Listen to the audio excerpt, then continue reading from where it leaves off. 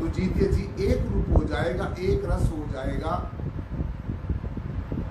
फिर तुझ में और परमेश्वर में कोई भिन्नता नहीं रहेगी।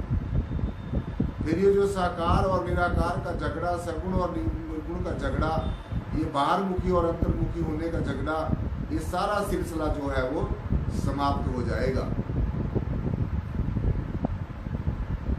तो ये जो परमेश्वर है, ये परम निर्गुणाकार परमात्मा है। साथ संगत जी, जो सारे अखिल ब्रह्मांड के अंदर जो फैली हुई सत्ता है,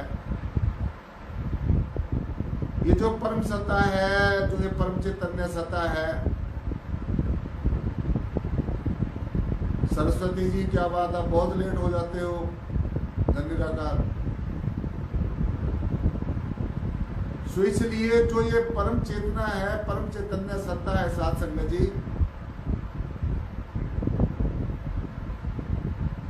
ये जो परम हस्ती है, ये साथ संगत जी इतनी दयालु है, इतनी कृपालु है, जो मन से, वचन से, कर्म से इस परम सत्ता की हस्ती, ये जो हस्ती है, इसकी शरण में आ जाता है तो निश्चय उसके जीवन का कल्याण हो जाता है। तो मैं आपको बता रहा था कि एक काल है और दूसरा दयाल है। दयाल तो ये परमेश्वर, ये परब्रह्म निर्गुण निराकार परमात्मा है, और काल भी साथ संगत जी इसी का ही अंश है। तो ये काल और दयाल जो है, ये दोनों इकट्ठे ही रहते हैं। तो जो जीव के कर्मों का लेखा जोखा है,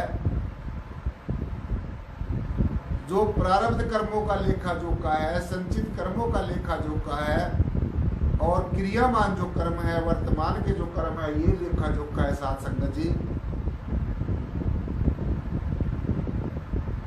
ये सारा काल के दायरे में होता है, ये सारा काल के पास होता है। आप ऐसा समझिए कि एक आत्म तत्व को छोड़कर ये जो कुछ भी दृष्टिमान जगत है साथ संगत जी, ये सब कुछ काल की माया है, ये काल का पसारा है। सो इसलिए जो जीव इस त्रिगुणात्मक माया के अंदर फंसा हुआ है, ये जो रजोगुण की माया है, सतोगुण की माया है, तमोगुण की माया है, जो साथ संगत जी इसके अंदर फंसा हुआ है, तो ये समझ लेना चाहिए कि वो अभी काल की माया के अधीन है। और मैं आपको बड़ी एक खुशी की बात बताऊं कि देखो सदगुरु ने हमारे प्रति क्या किया है और हम सदगुरु के प्रति क्या करते हैं। तो जिस दिन भी ज्ञान हमें ये मिल जाता है, जिस दिन सदगुरु अपनी दया मेहर से हमें इस पारब्रह्म निर्गुणाकार परमेश्वर का दर्शन दीदार करा देता है, तो जो काल की सरहद के अंदर, काल के पास जो हमारे कर्मों का लेखा जोखा होता है, जो जीव के कर्मों का लेखा जोखा होता है, उसी दिन साथ संगत जी वो काल का जो कर्मों का लेखा जोखा है, वो काल के पास से छुड़ाकर सदगुरु अपने पास ले लेता है, और फिर नाम की युक्ति बताकर, ज्ञान की युक्ति बताकर, ज्ञान रूपी साबुन के द्वारा उन कर्मों को हमारे काटता है। कुछ कर्म साथ संगत जी सदगुरु हमें, हमारे जो कर्म हैं, जीव के जो कर्म हैं, सदगुरु कुछ सत्संग के माध्यम से काटता है, कुछ सुमरण करवा के काटता है, कुछ कर्म सदगुरु हमारी स्वप्न की अवस्था में काटता है, कुछ कर्म ऐसे जागृत अवस्था में बैठाकर परमेश्वर की चर्चा सुनाकर भी सदगुरु हमारे कर्म काटता है।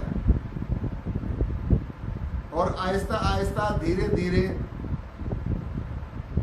सदगुरु की दया मेहर से, उनके रहमो कर्म से जब कर्मों का लेखा जोखा खत्म हो जाता है तो फिर परमेश्वर के साथ जीते जी जो जीवात्मा है वो एक रूप हो जाती है। लेकिन ये साधसंगत जी अच्छी तरीके से समझना पड़ेगा कि काल की जो माया है वो बहुत प्रबल है। काल की माया बहुत प्रबल है और तरह तरह के प्रलोभन देकर,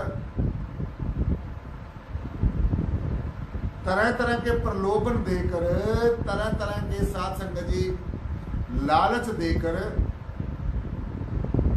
ये जो काल है ये जीव आत्मा को, जो काल है साथ संगत जी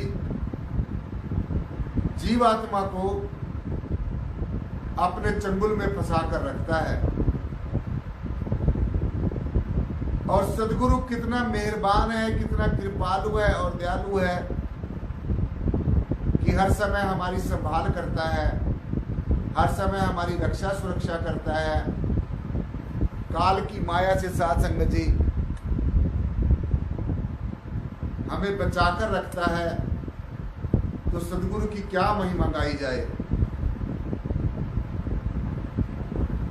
तो नाम और ज्ञान लेने के बाद में भी साथ संगत जी, चाहे आपने ज्ञान भी ले लिया, परमेश्वर निराकार का ज्ञान ले लिया, लेकिन आप ये मत समझ जाओ कि आप मुक्त हो गए उसी दिन। सदगुरु ने तो अपनी तरफ से हमें मुक्त कर दिया है, लेकिन अब हमें इस ज्ञान के साथ हमेशा हमेशा के साथ जुड़ के रहना है। तभी जाकर साथ संगत जी हमारे जो कर्मों का वो लेखा जोखा है वो समाप्त हो सकता है। सो काल तरह तरह के पदार्थों के प्रलोभन देकर, तरह तरह की शक्लों के प्रलोभन देकर और रिश्ते नाते सगो संबंधियों के मोह में फंसाकर,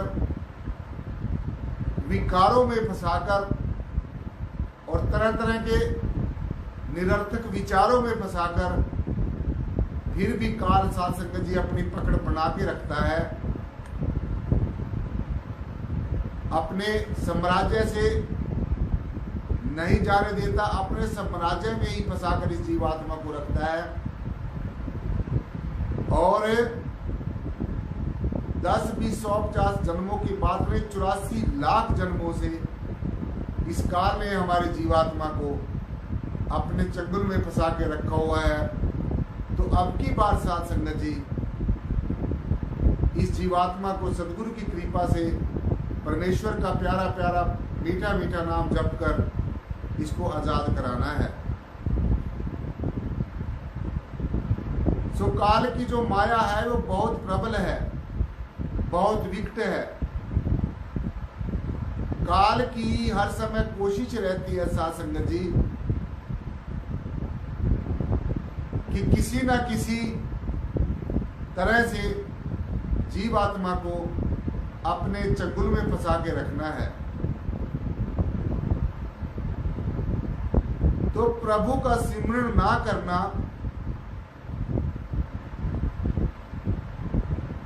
ये भी काल की माया है। ये जो आपको संतों से दूर करता है, सत्संग से दूर करता है, परमात्मा की चर्चा सुनने से दूर करता है, ये जो आपका मन है ये काल का एजेंट है। तो किसी ना किसी तरीके से साथ संगत जी ये काल अपनी जो पकड़ है वो बनाकर जीव के ऊपर रखता है और अच्छाई और बुराई में ही इस रचना के अंदर उलझा कर रखता है। अहंकार के कारण, अहम के कारण जब जीव इसके अंदर फंस जाता है तो फिर सदगुरु इन विकारों की और की दलदल से, विकारों की दलदल से और विचारों की उथल पुथल से साध संगत जी अपना अमृतमय ज्ञान देकर हमें काल की चंगुल से छुटवाता है। और जब सदगुरु के द्वारा दिए गए शब्द का रंग चढ़ जाता है, ज्ञान का रंग जीव के ऊपर चढ़ जाता है, जब साधक की जिज्ञासु की जीव की लीव परमेश्वर के साथ जुड़ जाती है साध संगत जी, तब किसी भी तरह का अहम है, अहंकार है, उससे छुटकारा मिलता है। और जितना भी सूक्ष्म रूप से जो अहम है, जो जीव के अंदर भरा हुआ है, जिसके कारण ये फूला फिरता है, उससे छुटकारा मिल जाता है।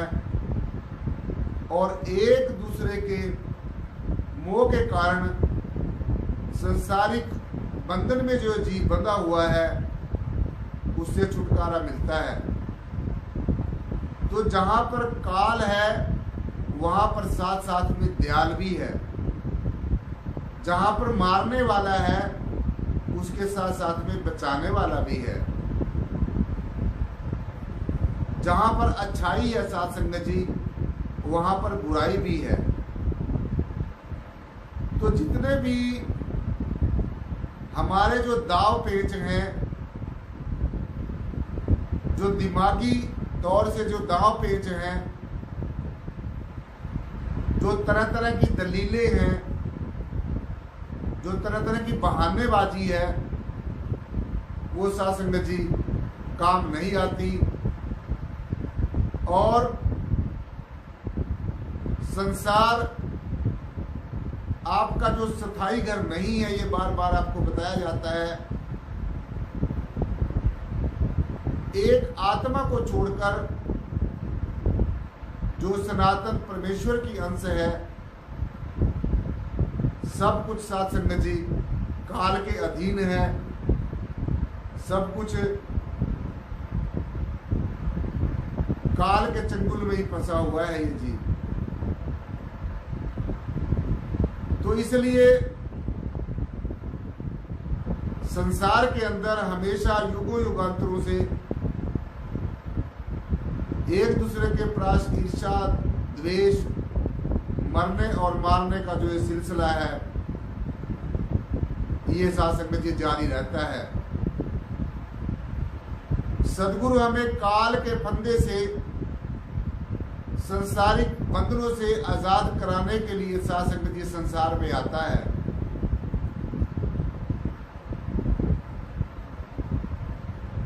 शरीर और इसके जितने भी संबंध हैं और जो कर्म है साध संगत जी, संसारिक कर्म है, वो एक सपने की भांति है। जैसा सपना रात का, ऐसा ये संसार। तो जो परमानेंट सुख है, परमानेंट शांति है, परमानेंट जो आनंद है, जो स्थायी शांति है, सुख है, वो प्रभु के मिलने से ही हमें प्राप्त हो सकता है। तो यह परब्रह्म निराकार परमेश्वर अपने आप में साध संगत जी परिपूर्ण है, पूर्ण है, हर एक तरीके से एब्सोल्यूट है और कंप्लीट है। और ये जो रचना है, बाहर ये क्रिएशन है, जो बाहर ब्रह्मांड में जो रचना है, ये पूर्ण नहीं है, ये अपूर्ण है। क्योंकि ये समय समय के अनुसार बदलती रहती है, समय समय के अनुसार ये फना होती रहती है, जन्म होता रहता है, बनती रहती है, बिगड़ती रहती है। इसलिए ये अपूर्ण है, जो रचना अपूर्ण है।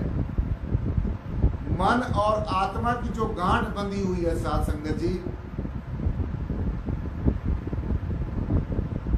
और आत्मा को इस संसारिक रचना के और पदार्थों के आकर्षण में इसने काल ने इसको फंसाया हुआ है। जब तक मन के साथ संबंध है साध संगत जी, तब तक पाप और पुण्य, अच्छाई और बुराई वो होती रहेगी। इसलिए इस काल की सरहदों से हमने ऊपर उठना है, आपने सबने ऊपर उठना है।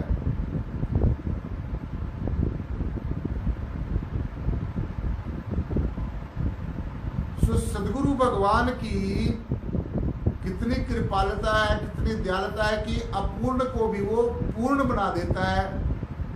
पूर्णता का ज्ञान देकर, पूर्णता के साथ जोड़कर अपूर्ण को भी साध संगत जी वो पूर्ण बना देता है। क्योंकि परमात्मा में और सदगुरु में कोई फर्क नहीं है। परमेश्वर ये परब्रह्म निर्गुणाकार परमात्मा सदगुरु के रूप में सृष्टि के ऊपर आता है और हमें अपूर्णता से छुटकारा दिलाकर साध संगत जी हमें पूर्णता के साथ जोड़ देता है। तो यह प्रभु की और सदगुरु की मौज का खेल है। किसको वह अपने साथ जोड़कर पूर्ण बनाता है। सदगुरु खुद ही ऐसी जीवात्माओं को साध संगत जी अपनी ओर खींच लेता है और स्वर्ग और नरक का संबंध भी हमारे मन से होता है। अच्छे कर्म है वो स्वर्ग है और जो बुरे कर्म है वो नरक है। सो अच्छे और बुरे कर्मों से साध संगत जी जो ये काल करवाता है, जो ये मन करवाता है, जो स्वर्ग और नरक के सपने दिखाता है, सो इन सब से ऊपर उठना है और परमेश्वर से, परमात्मा से, सदगुरु से सच्चा प्रेम का रिश्ता कायम करना है। इस संसार के अंदर जितने भी साध संगत जी हमारे कर्मों का लेखा जोखा है वो सदगुरु की शरण में जाकर ही समाप्त हो सकता है। जो सदगुरु के साथ सच्चा प्रेम कायम कर लेता है, जोड़ लेता है और जो साध संगत जी सदगुरु भगवान के आदेश और उपदेश की बाखूबी पालना करता है, उनको हमेशा याद रखता है, तो सदगुरु भगवान अपनी दया मेहर करके, अपनी कृपा करके ये स्वर्ग और नरक, अच्छाई और बुराई, इनको साध संगत जी छुटवाकर, इनसे पीछा छुड़ाकर हमें परमेश्वर के साथ जीते जी एक रूप कर देता है।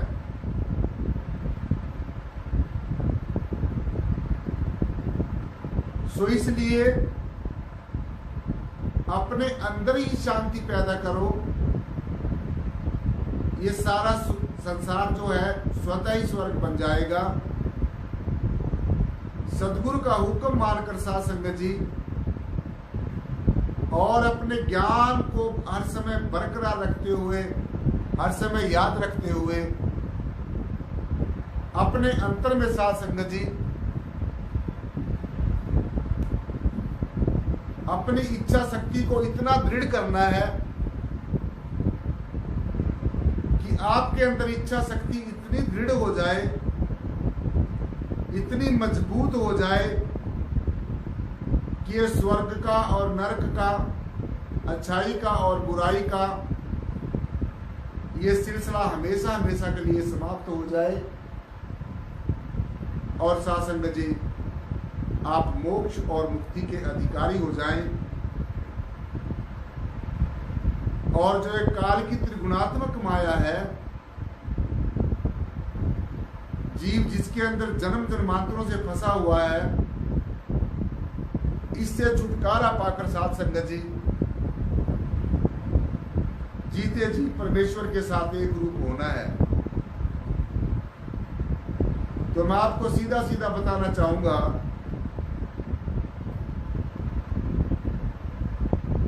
कि ये जो आपको सत्संग में आने से रोकता है, ये जो संतों महापुरुषों के पावन वचन सुनने से रोकता है,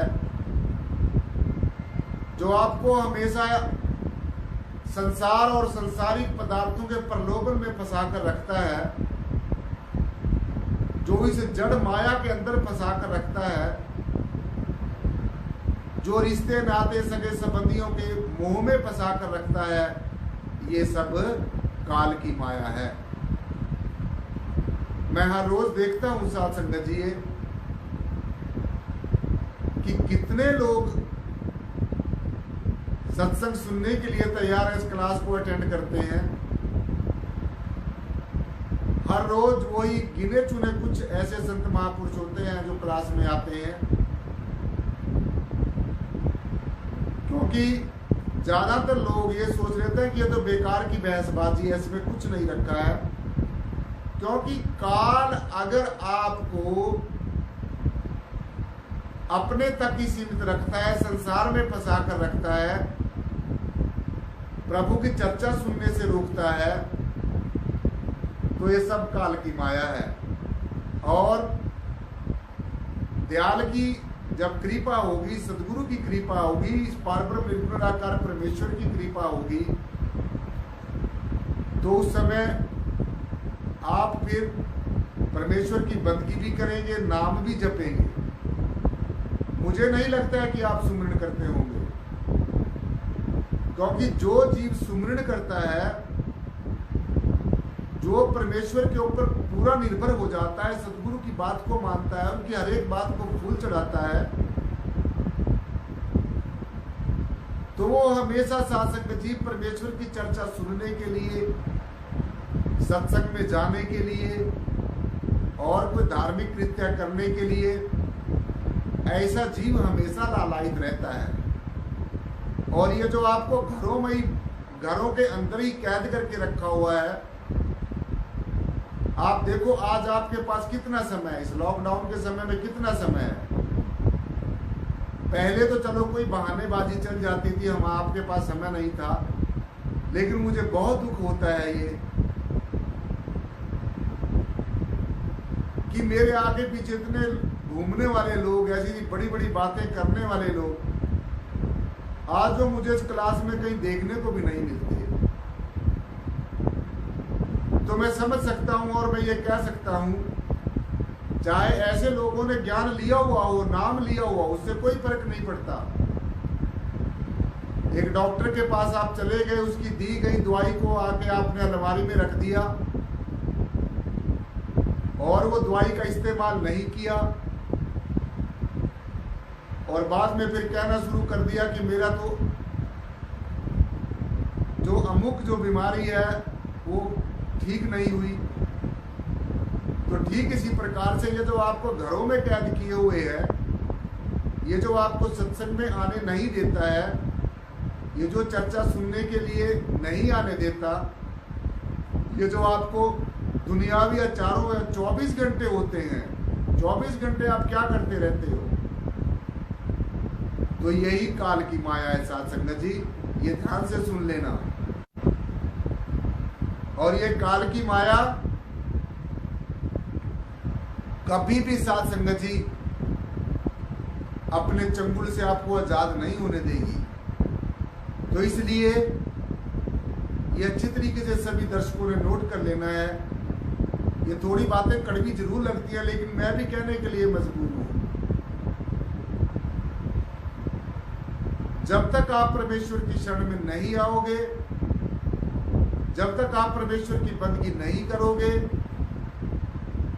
तो साध संगत जी जो काल है आपको ऐसे ही तरह तरह के प्रलोभनों में, लालचों में, लज्जतों में, विकारों में, विचारों में फंसा कर रखेगा। तो इन सब से आजाद होने के लिए ये प्रण कर लो, ये प्रतिज्ञा कर लो कि हर रोज, अरे कम से कम परमेश्वर की चर्चा तो सुन लो। इस चर्चा सुन के कानों के माध्यम से आपके अंदर जाएगी, तो आपके अंदर जो सुप्त अवस्था में पड़ी हुई जो आत्मा है वो जागृत होगी। तो इसलिए सत्संग से बड़ी, परमात्मा की चर्चा सुनने से बड़ा कोई कर्म नहीं है। इसमें तो कुछ आपको करना धरने की जरूरत नहीं है। तो इसलिए सत्संग में ज्यादा से ज्यादा तादाद में ये ज्ञान चर्चा सुनना है, आपका कल्याण होगा। और सदगुरु भगवान ने मुझे जो साधक जी सेवा दी है, मेरी सेवा भी पूरी हो जाएगी, जिसमें आपका भी कल्याण होगा और सदगुरु भगवान का हुक्म पूरा होगा, उनके आदेश की पालना होगी, अनुपालना होगी। तो फिर साध संगत जी हमारा जो है हीरा सा जन्म जो कौड़ियों पे भाव लुट रहा है, जो संसार के आकर्षण में फंसा हुआ जीव है, जो विकारों के और विचारों के दलदल में फंसा हुआ जीव, निरर्थक बाजी में फंसा हुआ जीव है, ये इससे ऊपर उठेगा, आज़ाद होगा और परमेश्वर के साथ जीते जी एक रूप होने का अधिकारी हो जाएगा। इसका हीरा सा जन्म जो है वो सार्थक सिद्ध हो जाएगा और परमेश्वर के साथ हमारी हमेशा हमेशा के लिए सासंग जी दोस्ती हो जाएगी। हम जीते जी एक रूप परमेश्वर के साथ हो जाएंगे। आपके जीवन का कल्याण हो जाएगा, आपको भगवत प्राप्ति हो जाएगी। और काज तेरे किते न काम मिल साथ संगत बज केवल नाम। और दुनिया का कोई भी कर्म, कोई धर्म, ये जितनी भी बातें हैं, ये बाहरमुखी जो बातें हैं, बाहरमुखी जो आकर्षण है, ये सब सासंग जी समाप्त हो जाएगा और सिर्फ परमेश्वर की बंदी, खुदा की इबादत ही आपके काम आएगी। तो इसलिए क्लास के अंदर जो 6 बजे से लेकर 7 बजे तक हर रोज जो परमेश्वर की चर्चा होती है और नई नई सासंग जी बातें सुनने को हमें मिलती हैं। हमारे संशय दूर होते हैं, शंकाएं दूर होती हैं, सदगुरु का हुक्म पूरा होता है।